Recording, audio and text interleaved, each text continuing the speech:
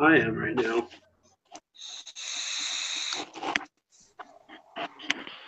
Well, the only reason I'm tracking anything is just waiting for a call from workman's comp. Workers' comp. You're live now on Facebook.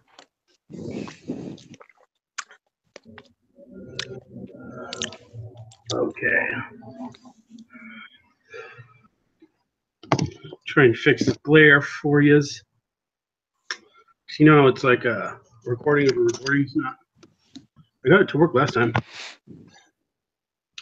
Anyways, how's it going, man? Alex, how are you feeling tonight? I'm feeling meh, a solid meh. My voice isn't all there, so I definitely apologize to all 4 of our audience members. Spoken like a true Generation Zer. Yep, just got something wrong with my throat right now. Oh, You know what they say about Tuesdays? that's the day after Monday? Something like that. Any damn who. What's happening, everybody? Welcome to Mercury's Cast, episode 78. We're about to drop some knowledge. We had 2 other guests lined up, but Kenny had to go work all of a sudden. That's what happens in the filming business, is that you get these calls, and he had to go film, I think, a wedding party or something. And then Mr. Kekistan, Darian Parlick, just MIA. Thanks a lot, dude. Fucking great. Anyways, but broke my heart. Back in action. He's back from fighting crime. Mr. Alexander F.U. Say hello to the people. Hello to the people. Oh, I need to not do that. Because no one on Facebook could see. I was gonna get that backflipping robot video booted so we could watch it, but you already know. Have you seen it? Backflip. Oh, the one that Elon Musk is all in a fuss about? Yes, that one. Yeah, so there's a video. Damn, I should have had it loaded already. Of a robot jumping up and onto boxes, and then in one.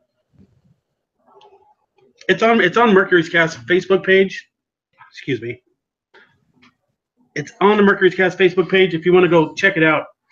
And which started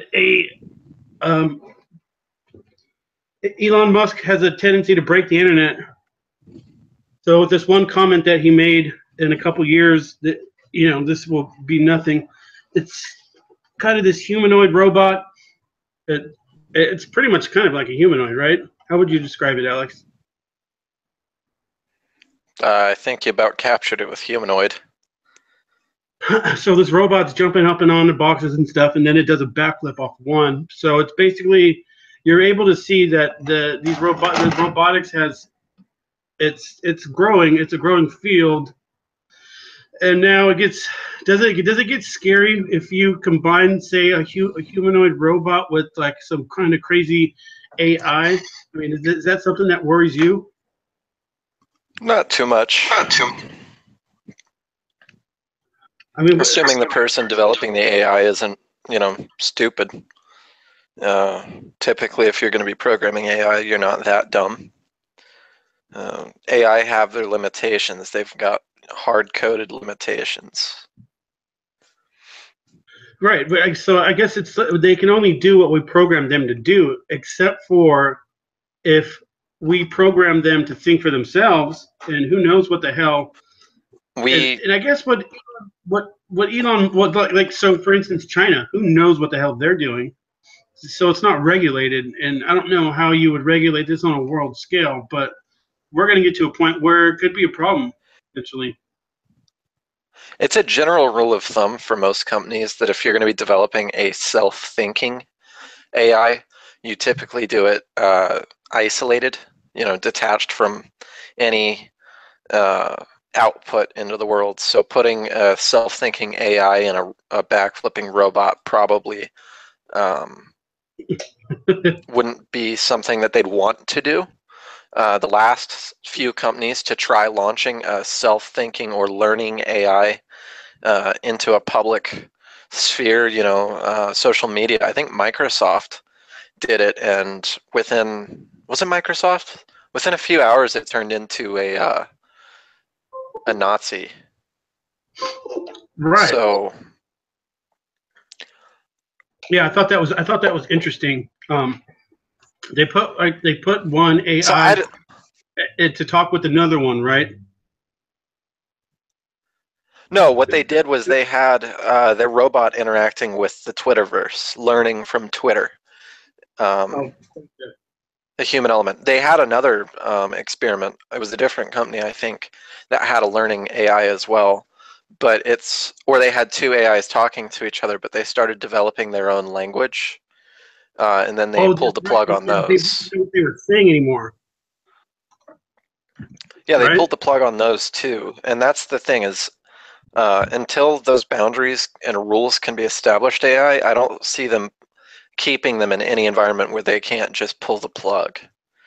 I definitely don't see AIs anytime in the complex AIs that could do potential harm being attached to the internet or anywhere where they could run free and cause havoc.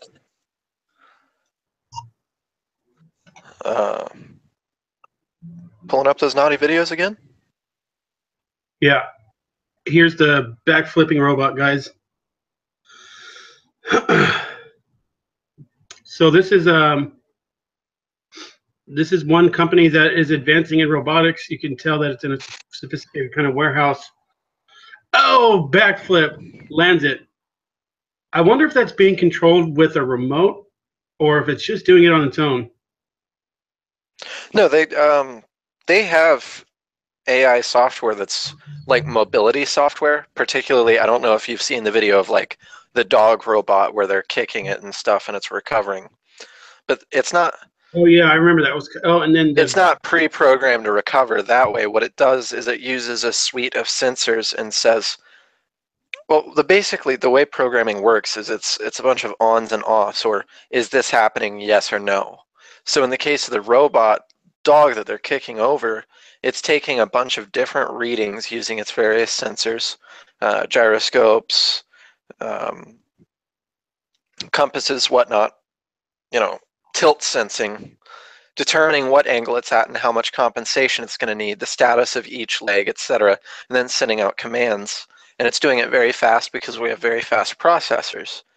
With AIs for, let's say, a backflipping robot, it's certainly pre-programmed to do a backflip, but how it executes the backflip is on the fly based on how much traction it's got at the feet, the height of the jump, probably using its sensors to determine how high it's going to jump. At least that's how you would go forward with it. In the video, there's no saying that they didn't program it for that specific height to be able to do that specific thing. And then it failed. But if it is self-learning, or if it did do that flip just being instructed to jump up and jump back down, if it did that, then it's using rudimentary learning abilities and rudimentary reactionary learning. It's not learning like a human would, where we learn far more than cause and effect. We have theories, we think broader. A robot just knows cause and effect. If I do this, this happens. This happened. Now what do I do? It's procedural. Right, but so that robot is eventually the AI is going to get operating on procedure. As smart as the human brain, and once we hit that threshold, then it already is. Well, for certain things, it already is. What you were saying, like cause and effect, like it can remember maps and phone numbers and stuff better than we can, but it can't critically think at the level of a human. Sometimes it can. There are definitely programs out there scouring the internet for risks and then using sophisticated thinking processes to determine if the risk is real or fake, and then sending them to a human to approve further actions. You don't honestly think the NSA was spying on all of us just using people? They clearly had programs that were looking for specific patterns, specific web usage, specific words, specific, a big dragnet. And Yeah, those programs were far more intelligent and far more complex than the human mind, because we they can't pick words scour that amount of smarter we than can't scour that amount of data at once. We can't pick and determine what is and what isn't. The humans were there as fail-safe, yeah, but just taking the accumulated data and acting on it. A just robot running could do to that. search for words and stuff. It's not human level. Robots can be taught sarcasm. Okay, but that doesn't Robots have can be to. taught to be But they're not. facetious. They're not. They're not as strong as a human brain yet. All the functions that a human brain can do, they're not They're not as there. strong in some areas. In some areas. In other areas, they're far beyond. Yeah, I mean, I don't have a map of the world in my head, and I can't remember everything You that's on certainly Google. couldn't procedurally. You certainly couldn't procedurally come up with. Men haven't gotten to the furthest numbers in pi. That's computers. Mapping the human genome. Humans, it took what, 10 years to crunch that? They're still And in they haven't days. done with that yet. They're Huh? still working on it. Mapping the human genome? No, computers can take DNA and fully deconstruct it in a matter of days. It used to take years. You're right, but we haven't figured out all of the different genes in order to crack. Oh Because no, we're still cracking that, but we can map. 2025 We can map it. is the next estimate where we'll have all the, and that'll help with a lot of these diseases that people are born with, and hereditary diseases as well as stuff that you can just get. Cancer. Cancer. Cancer. Well, I don't know. Cancer is genetic. I'm not a doctor. Obviously, I'm not a fucking doctor. Cancer is just a genetic mutation. Yeah, but it's also environmental. So if you can use like nano robots to go in and pick apart certain gene sequences, theoretically, your cure for cancer could be nanorobots, nanomachines that pick apart the cancer cells. It might very well be. If we can isolate just those gene sequences that only occur in those cancers. Right. Well, and that would be an area where a computer would be far smarter than a man, because those little nano machines would be able to determine. Computers are smarter than men when they are purpose built. So a man is never going to be smarter than a computer that is purpose built for the thing that they're trying to be smarter than. okay, but if you're trying to build a brain inside of a computer, or inside of like an AI bot or something like that, once it reaches You're not going to build a brain, though. You're not going to build a brain because brains are inefficient. well, I'm saying it in theory, something like a brain that could think for itself, it could make its own kind of decisions, it could build itself, or a better version of itself. Because once that's robotics, where you're starting to get into. That's where you're starting to get into singularity, is when a computer can build a better version of itself. I don't see that happening for a while. But it's going to happen. It's something that they need to. If it's ever allowed to happen, you can damn well bet whoever develops it will put in fail safes to prevent future models from ever saying those 3 laws. And I'm not saying something like a Turing test that can easily be outsmarted by a computer. I'm just saying core robotic laws will go into place. They're not going to be as simple as the movies show. It's going to be hardwired into them. And Right. even if they build smarter versions of themselves, part of that coding that will be in them, that law, you can bet will be basically in the core of their OS. Okay. So even if they were to build a smarter, better version of themselves, they're still going to have that code. It's going to be in the kernel. It's going to be part of, their firmware. You're not going to see that. At least if someone is smart enough to build a computer that could do that, I would almost be certain that they wouldn't allow for it to do that. That short-sighted. And the people that specialize in that kind of computer engineering are well aware of those fears.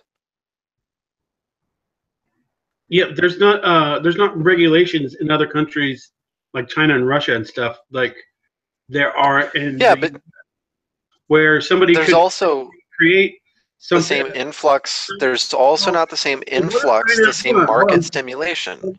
hold on a second. What if China creates this super weapon and we're behind the ball now, and now it's almost an arms race to whoever can create this super artificial intelligence robotic weapon or multiple of them. It's going to happen. Someone's going to do it first. It's almost like a new nuclear bomb in a sense where everyone was racing to do it, and then the U.S. did it.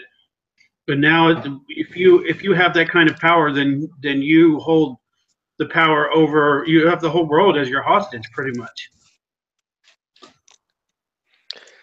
I don't see China being able to do that. They don't have the market stimulation they need, the resources to make it grind. Not to mention, they wouldn't want to be on our bad side. We're the ones, not to sound too self-centered, but we prop up their economy.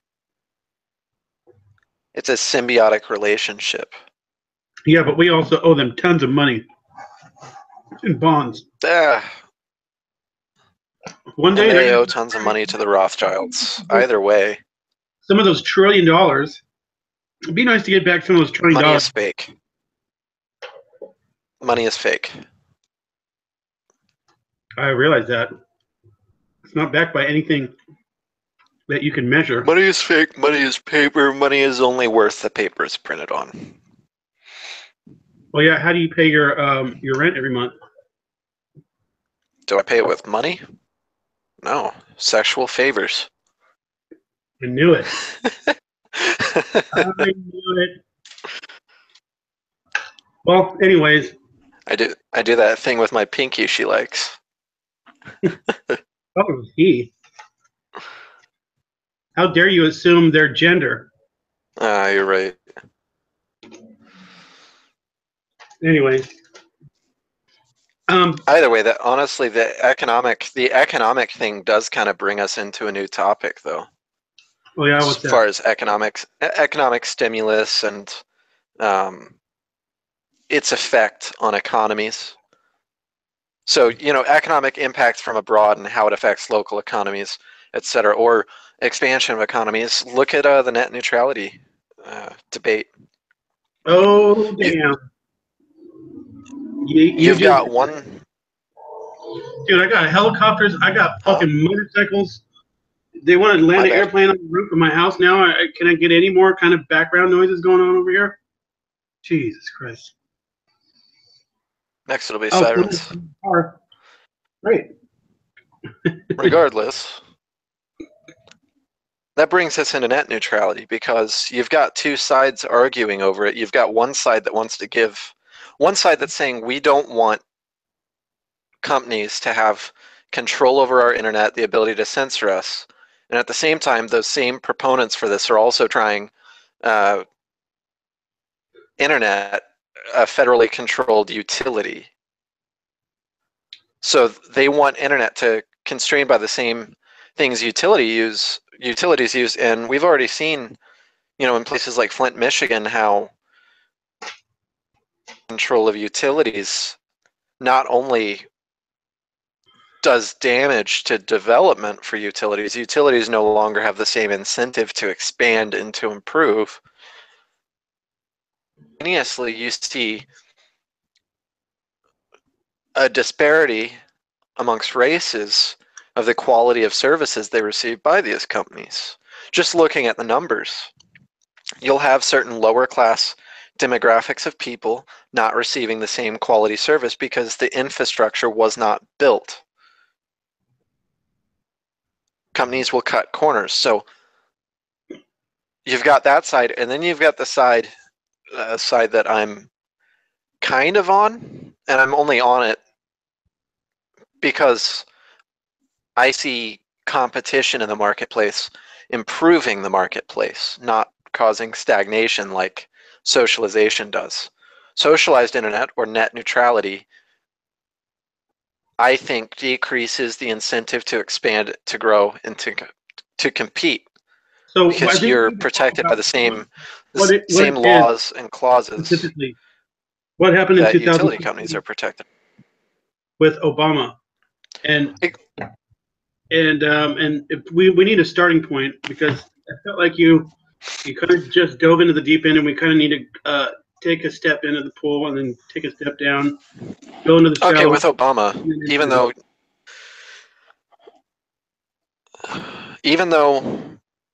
he was trying to prevent, various he was trying to financial, keep the net neutral, right? yeah, Trying to keep and internet he traffic. sure did. Now you've got proponents of net neutrality like Google, which is kind of funny because we broadcast from Google. Suddenly our speeds are going to get throttled. Oh no. Yeah. What the- You've got companies like them already using negative discriminatory, uh, albeit legal, ways of throttling their competitors. They're not throttling, packets like other companies, or like the fear of net neutrality is. They found loopholes. They push certain advertisers or certain links that align with their corporate ideologies before they oh, push sure. competitors' It's links. been pay for play for Google and Facebook. They've already And been doing this kind of crap. they say that it's neutral and that it's based on an algorithm based on relevance, but you can type in certain keywords and you'll still get their opinion before you'll get what you're looking for. Even companies such as Wikipedia have heavily biased articles, and Wikipedia's the information is supposedly peer reviewed, Well, but you'll still get really heavy biases on there. Look at the page for net neutrality on Wikipedia. so mostly I use Wikipedia for Just like read that and tell me there's no bias. looking up people or looking up historical events, or not stuff like opinion pieces. I look up Wikipedia, so I find it to be pretty reliable in that sense. Look at their page on net neutrality though, and tell me it's not written with heavy bias. And so so is Google. I feel like when I do search something on Google, the things that pop up at the top are the ones who are shelling out the big money, the big and the MSNBCs, CNN, BuzzFeed, like those come to the top of any kind of Google search, and a lot of the time, it's something that I don't want to hear I never MSNBC version of it, because it's super duper biased and it doesn't interest me. say this, but Bing, which is a Microsoft product, keep in mind Bill Gates is a super like left liberal. Bing is providing more accurate and effective search results than Google is right now. Well, yeah, maybe non-biased, and so Facebook. Okay, I have the podcast page on Facebook. Anytime I post something on there, it asks me if I want to pay money for a boost, and you can see how many people. I mean, you see it too. Hardly anyone sees any of the articles or anything that we post on there. But if you wanted to pay some money, When we boost it, we get a billion views from China when they boost it. yeah, and well, you need to know how to do that properly as well. No, you can set localization. I've worked with the ad framework because I've been known to sponsor some of the articles on logical anarchy, and anytime I do, I always notice that even though I've localized the ads, I've done anything and everything to specifically target people who might actually be interested in what I'm saying, what I'm writing. Even when I do that, 1,000 views from China, And or so, 1,000 views from Russia, or 1,000 views from literally anywhere but where I'm yeah, targeting it, which is Southern you and have to put Central it that. California. You have to narrow your. There's ways to do it properly, and there's ways to get 500 people in Pakistan to look at your shit, which doesn't matter. But there's ways to do it right. But the other thing Even when about you do it right, though, their algorithms still fuck up. no, my wife knows how to do it. She fucking owns that shit. She's killing the game right now. Well, what she's doing isn't politically charged. I don't think she sells her merchandise through politics. At least I'd hope not. No, That'd be a actually, horrible they marketing try and strategy. stay as far away from any of that crap as they can, and for good So, reason. when you and I are doing our marketing and we're doing politically charged posts, it's more likely they're gonna have to give us bunk views, fake views, artificially inflate our ad revenue based advertising. I always notice that post engagement on the posts that I don't advertise for is far more concise and to the point. Yet when I do the advertising, the engagement I get is, if you can even call it that, it's spam. Well, the definition I got of this net neutrality was the principle that the internet service providers should enable all access to content and applications regardless of the source and without favoring or blocking particular products or websites.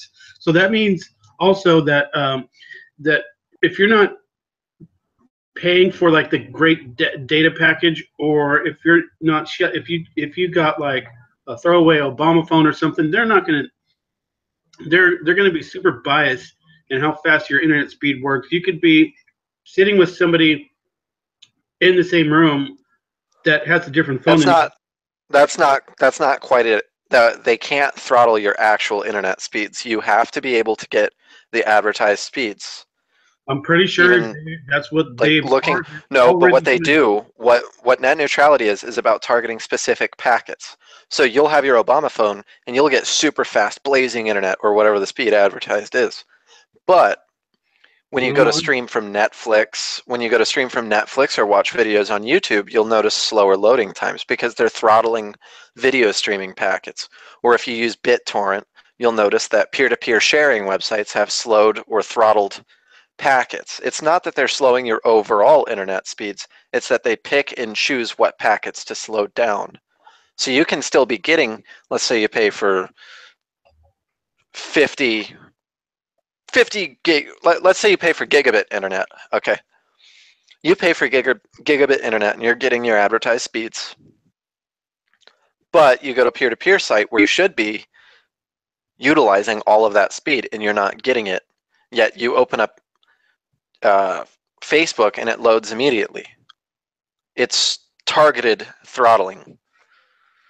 And they say all companies will do it if given a chance, but net neutrality hasn't really done anything for that.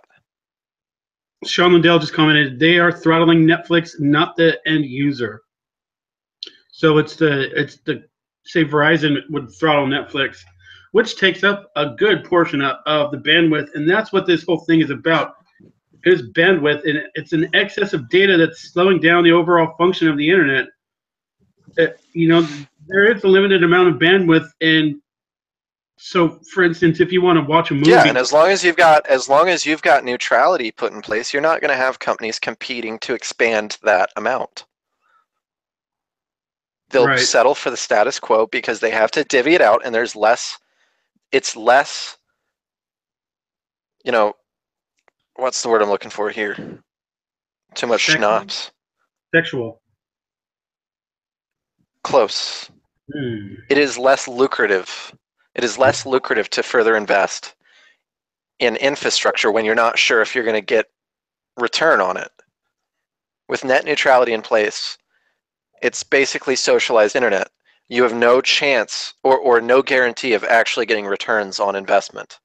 So companies that insist on investing further and further and further in their infrastructure, take a look at T-Mobile. I've talked about them before. They're investing and investing and investing in infrastructure. Now, if T-Mobile is regulated as a utility provider, they're not going to want to invest as much in their infrastructure. They're not going to need to be as competitive because they've already got competitive pricing. They're not going to need to be as competitive with their service. So I think that Verizon getting rid of net neutrality. Verizon wants complete net neutrality, and it seems like the other big players want some regulations.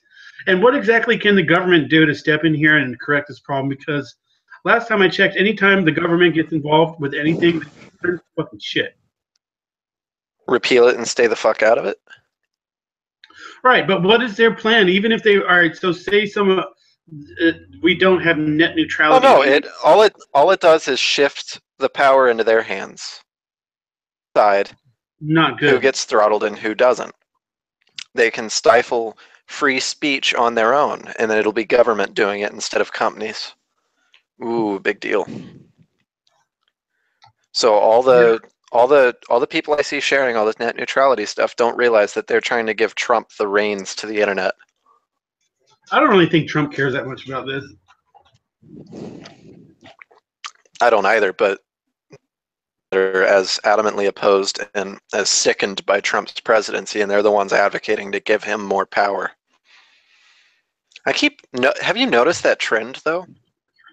I know this is supposed to be a tea-free episode, but I'm really just... We went there already. We opened the fucking floodgates. It's all right. Yeah, I don't understand how people that are so opposed to Trump keep insisting on giving him more power. I don't get it. It makes no sense. We want net neutrality, so you want internet to be controlled as a utility under federal guidelines. Trump can dictate federal guidelines.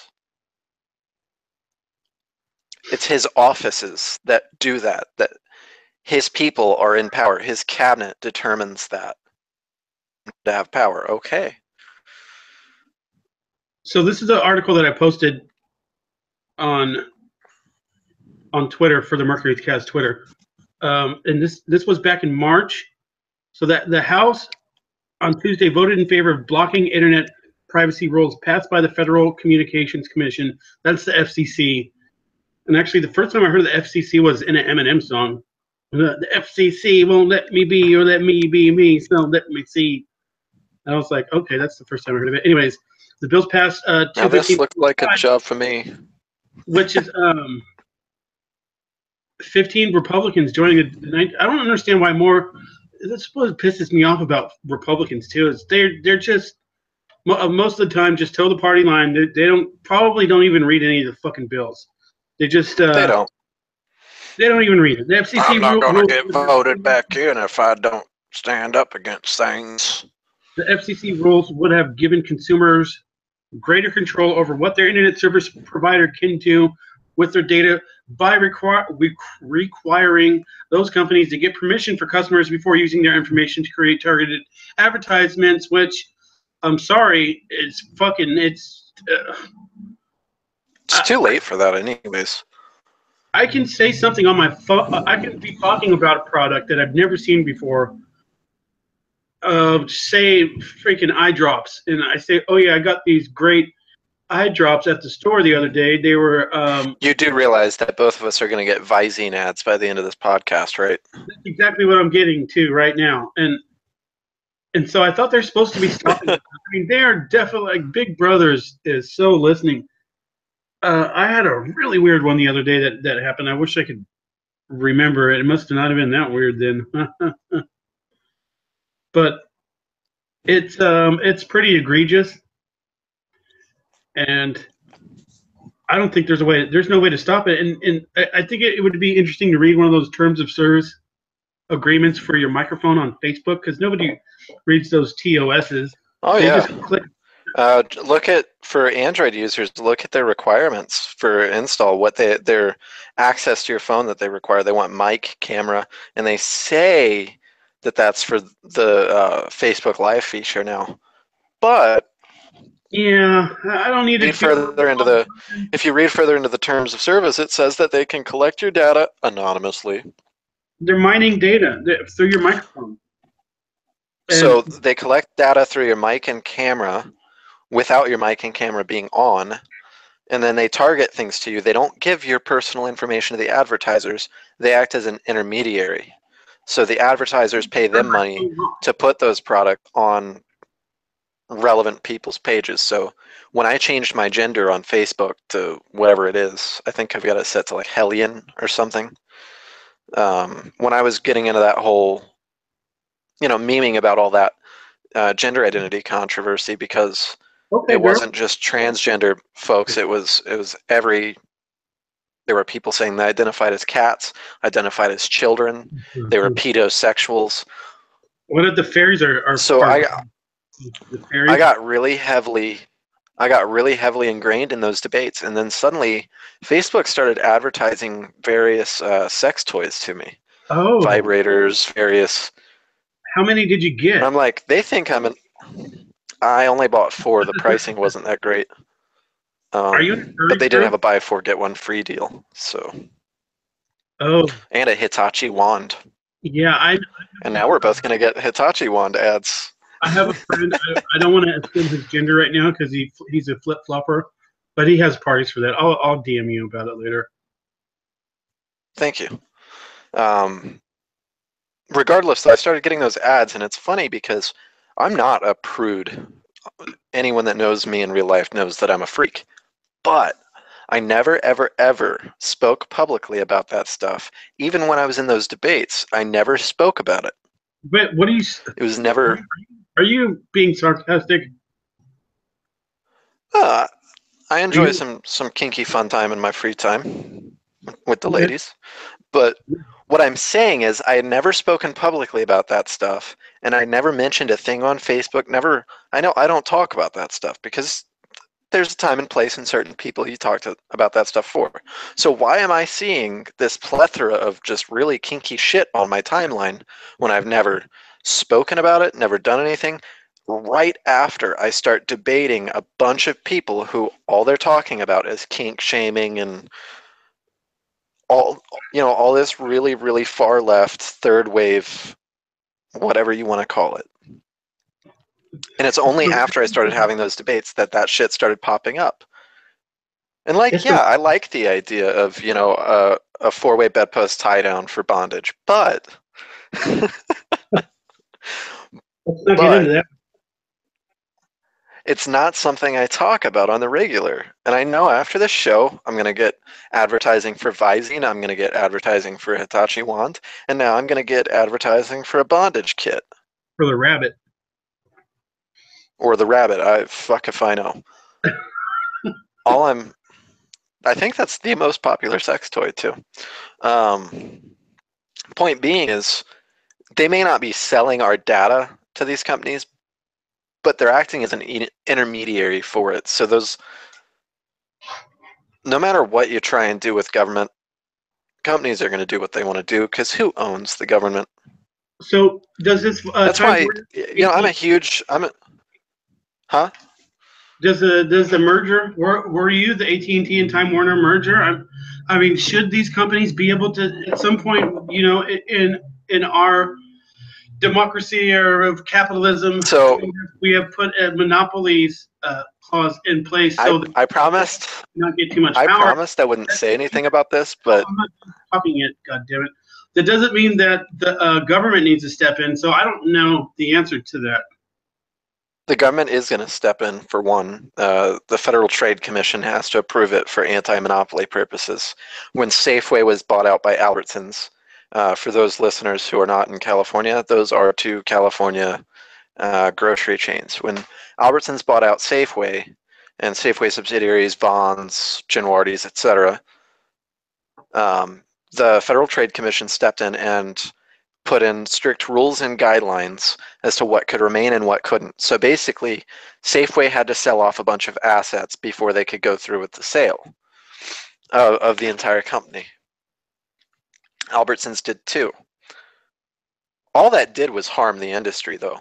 All those stores that got sold have now, all the companies that came in and bought those stores have gone under. Well, Albertsons is still doing all right. Yeah, Albertsons jumped from the 8th largest chain to the 2nd largest chain. What I'm saying is the stores that Albertsons and Safeway were forced to sell off before they could merge for the buyout, though all of those stores have gone under. To Australia? Yeah. Down under, mate. No, to bankruptcy. They're closed. People are unemployed. People I used to work with are now unemployed. Oh, snap. When did that happen? So that was back in, I want to say 2014? 2014, 2015? I think 14. So it was a never long merger process, though. It was over a year. I There want were to know corporate discussions for over a year. what you want to think personally about the AT&T and Time Warner merger. Well, I've known about it longer than most people have. I heard about that before it went public, actually. It was just whispered rumors within AT&T. I've been thinking about it for a while, and I think it's an excellent opportunity for AT&T to try and fix their reputation. And it's a great opportunity for Time Warner not to suck. Anyone who's had Time Warner Internet will tell you that it is awful. Time Warner sucks. Their cable sucks. Their internet sucks. The installer sucks.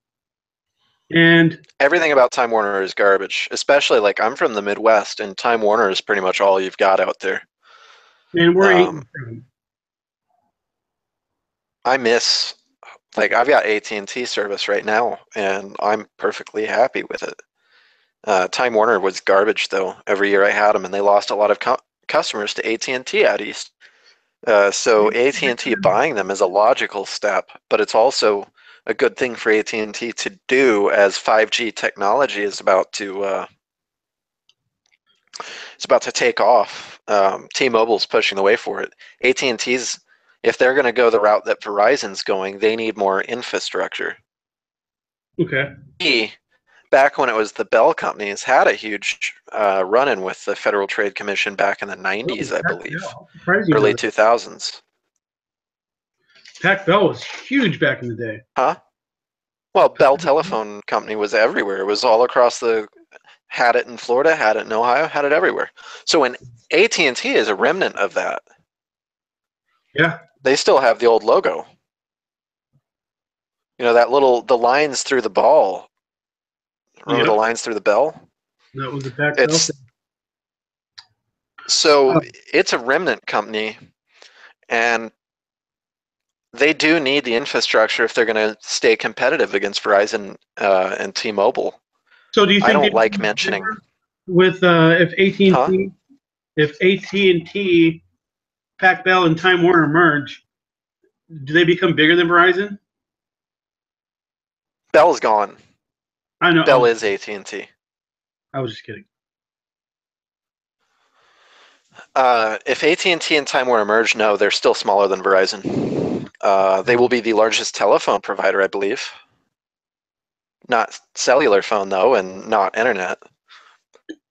Although Time Warner is one of the largest internet providers, they still won't be the largest, I don't think. Look at the numbers. But I see it as being a good thing for consumers, because it'll really force Verizon to step up their game on the cable side of things. And I'd like to see some of these incompetent companies, if I can say incompetent companies. Incompetent companies compiling a composite of complete. Utility companies like Time Warner are artificially propped up. they don't have as much incentive to compete. So if a company like AT&T, which needs to be competitive, steps in, then honestly, Time Warner might not suck so bad.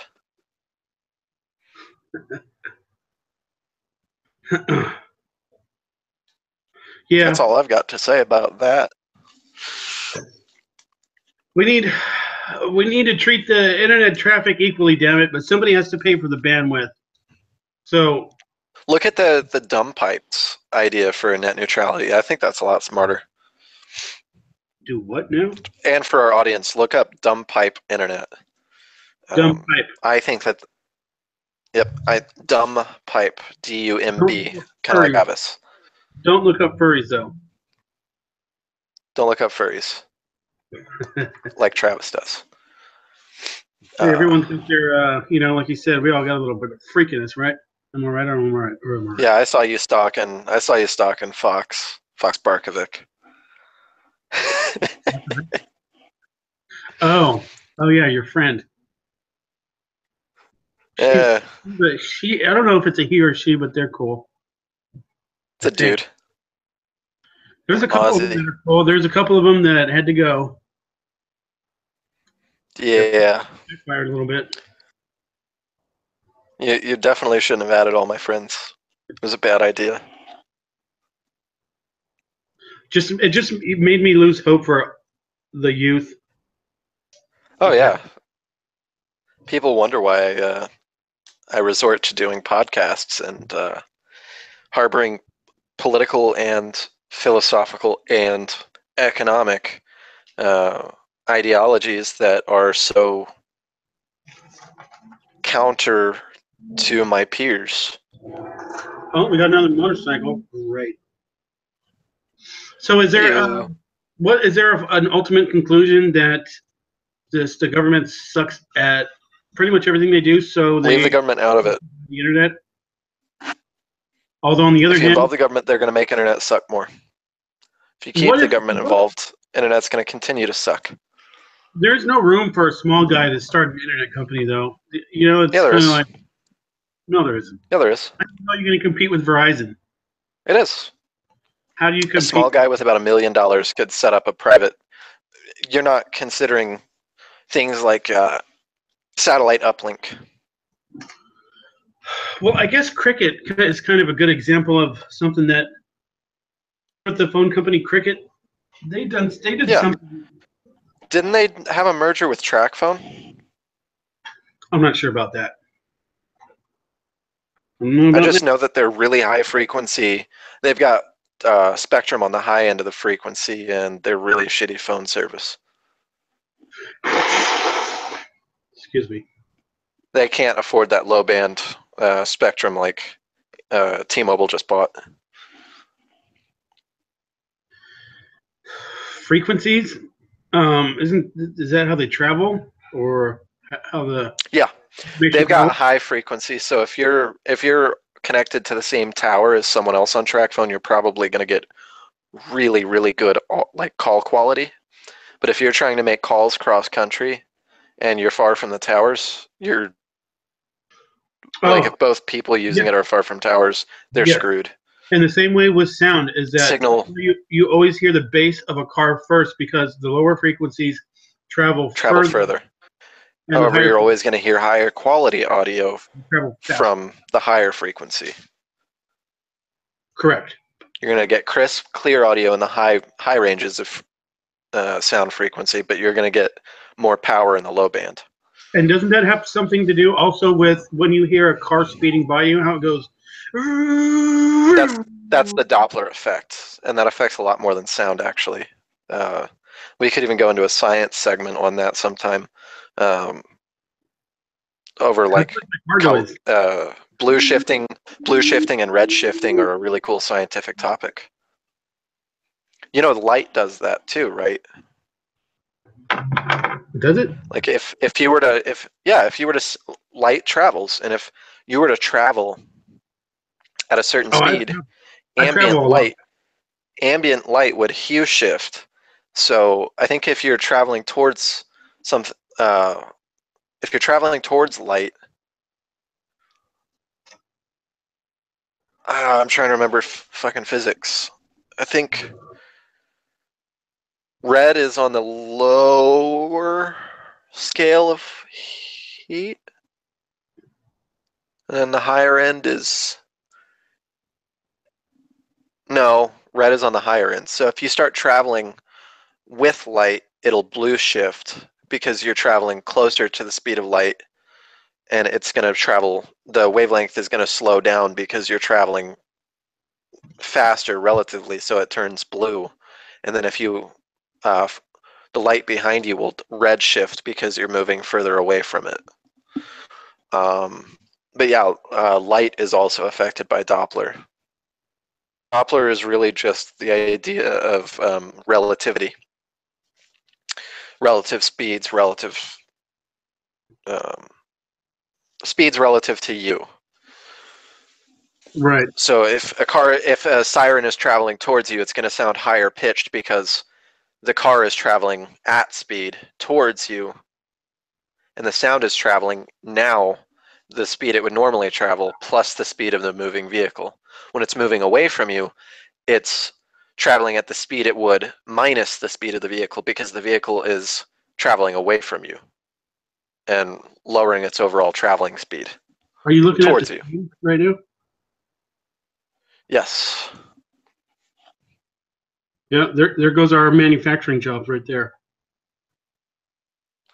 They're taking their jobs. That's not the black. They're taking their jobs. Oh, he's being mean to him. Don't do that. You can't just do that, dude, with your stupid hockey stick. Hey, he's trying to. Oh, and he moved. Come on. What a dick. That's a dick move. Dude. I feel bad for her. Just See, and you're worried about them taking her jobs. You're worried about him taking her jobs. But look at the abuse he's taking. Would you take that kind of abuse from your lawyer? Or employer? Lawyer. All right. We all take that kind of abuse from lawyers. Got it. You got it now. Pick it up. There you go. Good job. Hey, don't push me. Oh, dude. You can't just do that. The guy seems nice. But, all right. Pick yourself up. Come on. Like, buy your bootstraps. Go to work. You know, he's probably got a just keeps on chugging. He's got a little microchip robot dog. All right. See you later, Ed. Be on time tomorrow, asshole. Now, for all of our viewers, you'll notice a lot of QR codes in that. So that robot is picking up commands from those QRs, I believe. It's showing them what the object is, and then it's opening that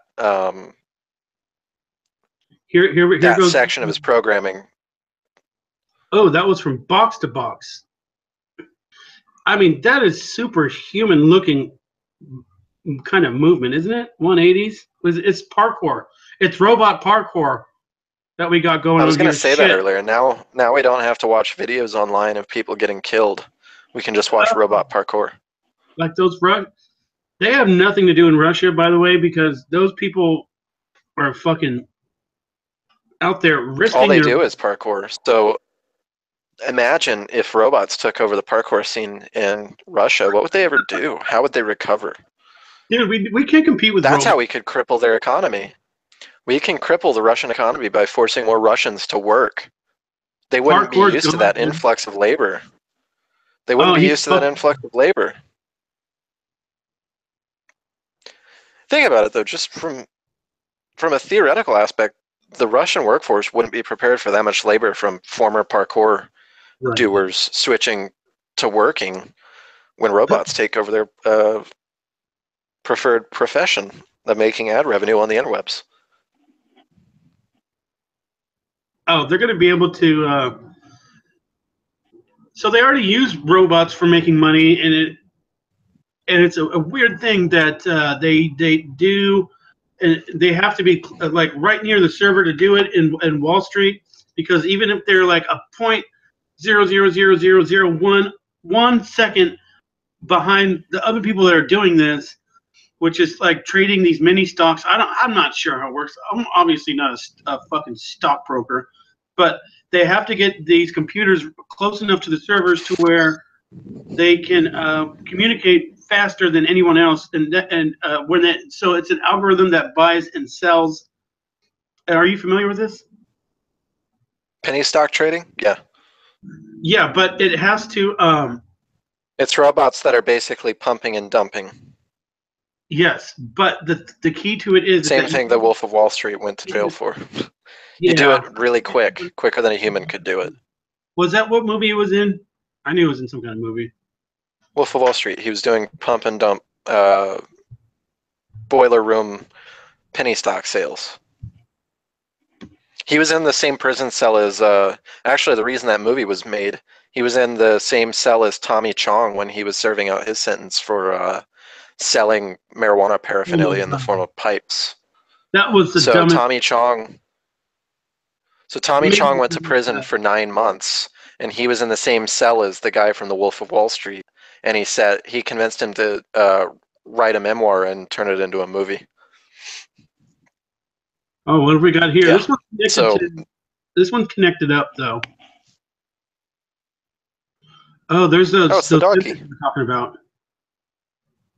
Yeah. Upon detection of the obstacle, the cheetah replans its steps, and so this is kind of like it's almost like a Nintendo game that we used to play, or it's kind of like Temple Run or something. Kind of. It's programming actual leg movements to where the leg needs to move to meet up, to plant, and to keep the center of balance correct. Damn, that thing is thinking on its own. But it's using complex scripting and algorithms to make decisions. It's not just thinking on its own. It's using predetermined equations, basically. It's on a course if now. A equals X plus Y equals B type stuff is what it's doing. If this is this far from me and moving this quick, how high do I need to jump? Where do I need to move my legs? It's not thinking. It's algorithms. Right. Well, that's a form of thinking. We do the same thing in our brain. We don't think in math though. They do. And it's not ones and zeros, but well, everything computationally comes down to ones and zeros. That's how processing works. It's all eventually in binary. Well, what about when quantum computing becomes possible? Well, now you're talking about binary plus. Cool. 1 zeros and maybes. Look at this thing walking on rocks. But it's still connected up. It's probably for It's a harness and a battery. So if it does fall, it doesn't take too much damage, and it's also to provide power because the battery pack for that thing would weigh a ton. Did you hear about the battery that Elon Musk is going to put in Australia? A battery he's going to put in Australia. Does Australia have like a little battery hatch on the back, like a remote or a controller? The biggest lithium. Oh, come on. Don't hit him with that. Come on. Hey, what are you guys? Come on. Peak physical form. Look at that. Oh.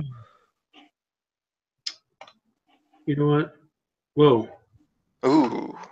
Into the Matrix. Fun. All right. Well, this has been fun. I guess we got our tech out of the way. We got some net neutrality stuff. We mentioned Trump. Well, you weren't supposed to, but you did. Yeah. It's nice to finally be able to say that name. Why? It's like cheesecake to my ears, you know. Okay. Like a turtle is to a tin can.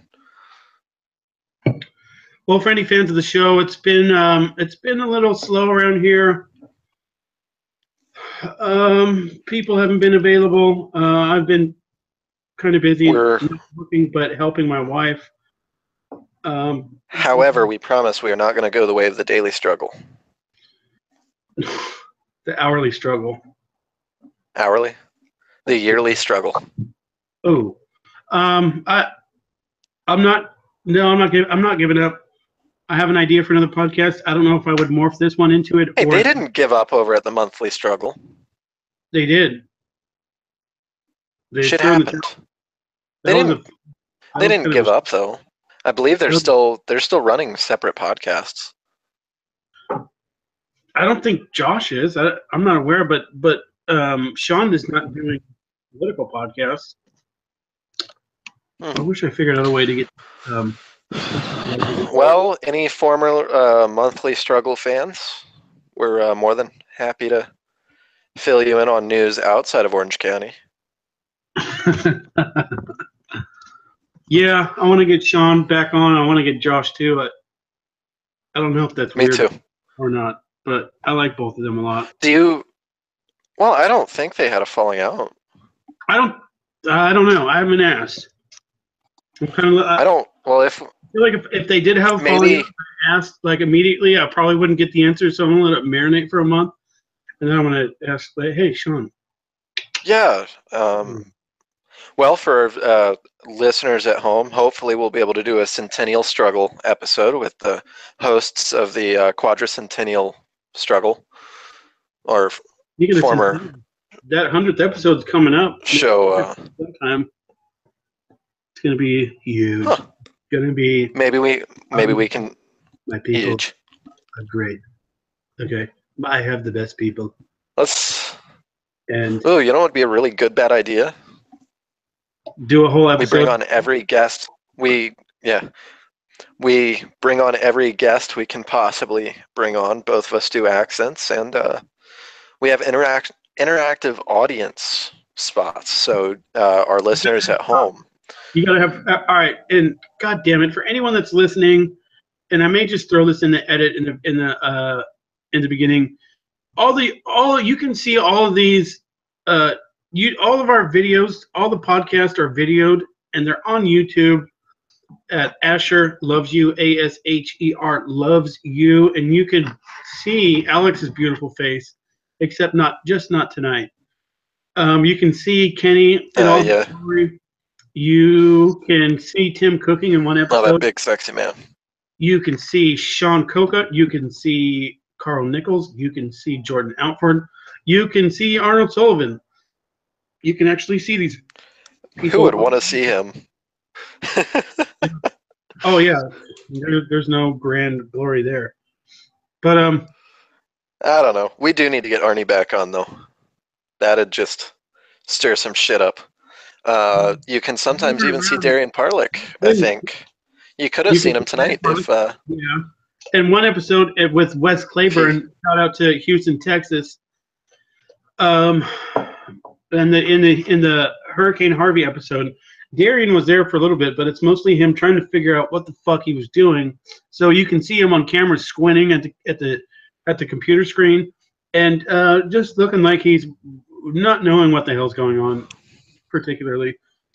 Oh, and then if we go back far enough, I believe. Remember the episodes we did with someone who now works for Alex Jones?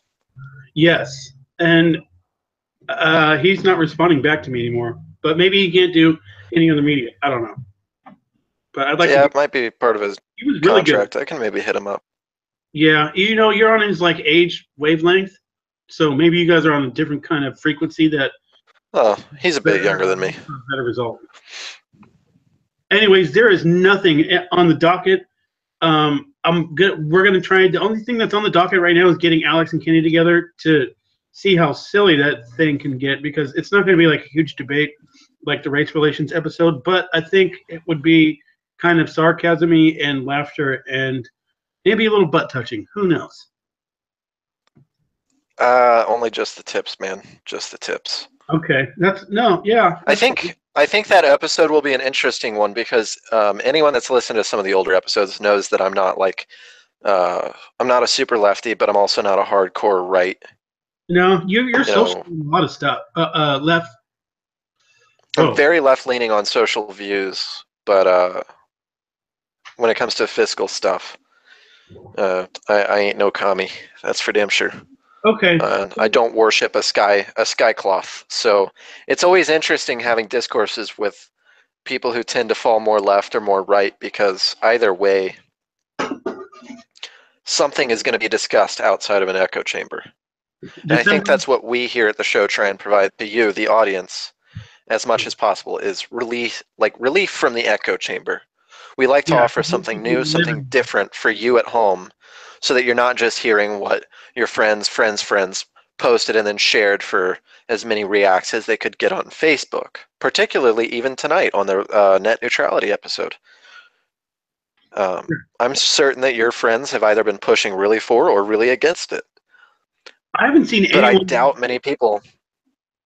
I haven't seen anyone that has been like, yeah, let's get the government involved. It's been mostly 90, 100% across the board. Bad idea. See, on mine, I'm part of a lot of really lefty groups. I've seen a lot of pro internet neutrality, and I just thought that maybe any of our listeners that were on the fence about it, they've probably already got the perspective being pro net neutrality. I was just hoping to give them a little bit of a view against it, and maybe some of the possible drawbacks to it. We'll do enough. Ultimately, I'm sorry, I didn't mean to cut you off. the one thing I do like to reinforce, especially to our listeners, is anything you hear on the show, you can always look up, always look into it for yourself. That's the most important thing I can tell you. And honestly, I think our nation as a whole would be a lot better if more people would just do their due diligence, look at both sides of arguments, and really do some research on things that are important to them. Bam.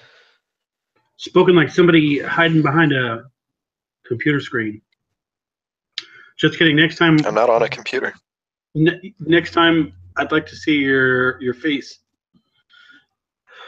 I'll clean up again, and I probably won't be sick. Yeah, I understand, but we can probably be better if you were. Anyways, well, I think me and my humble co-host are going to wrap things up here. Yeah. As always, it's a pleasure. I'm going to try and be around a bit more. Sweet. We love you and we need you. December 14th, they're going to vote on this Net Neutrality Act, and we'll give you an update on it sometime after that. How's that sound? And we're going to go live. If it is voted for and we get government control, utility control over our internet again, I swear I will whip my dick out on camera. No. Well, okay. But yeah, we can do a whole angry episode. If it's voted down, then Yeah. I will drink fight milk again. And this time I'll make it with heavy cream. All right, I might have to do that with you. You gonna not pussy out this time? Well, I didn't even know ahead of time. All right, you just sprung it on me last hour. I'm supposed to know what the hell white milk is. It's good. It's good. Okay. Just gotta get them crow's eggs. Good luck getting crow's eggs. At any rate, this has been Mercury's Cast. Please go to all social media, rate and review on iTunes, leave a comment if you want. Dick pic, I don't care. If you rate us low, we'll say mean things. Yeah. Okay. So, anyways, everybody else, step your game up and have a good night. I love you. Welcome to Costco. I love you. Welcome to Walmart. I love you. Welcome to Costco. I love you.